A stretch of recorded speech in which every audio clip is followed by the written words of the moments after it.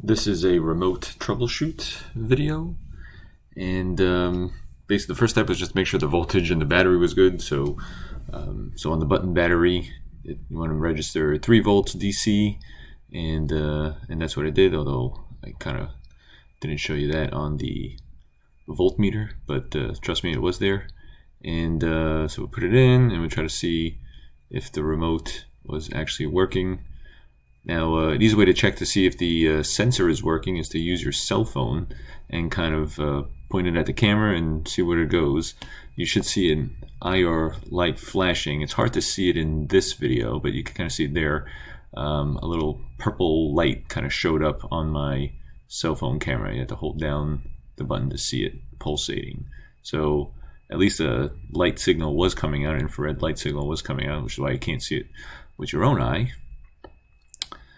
In this next part of the video, we just plug in the system to see if it works and try to see if we could turn it off, turn it on, or use any of the buttons.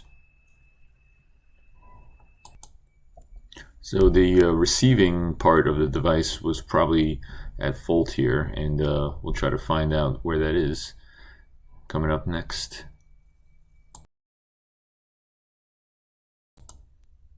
So this was interesting. The action cam actually doesn't show the infrared light, so I guess it must have a IR filter as opposed to the cell phone camera. So good to know, because you can't see the flashing here.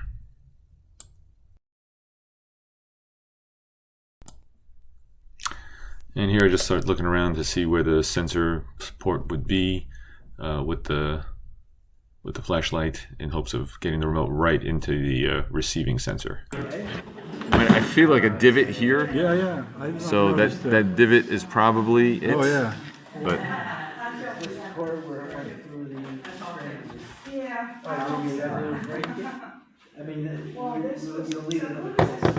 even still, like right there, it's not. Turned off the flashlight just to make sure there was no other ambient light messing it up, but even pointing directly in there, it was not working. So either the timing was off on the remote or the receiving is not good. The solution here was actually to go online and find the replacement. One was available online for $8 with the model number listed, and that would be a way to check to see if this works.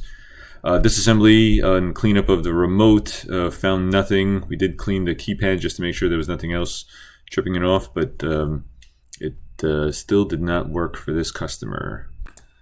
Now, there was a capacitor on the board for the remote that could have been the problem, but again, difficult to troubleshoot, and then we did not have a replacement.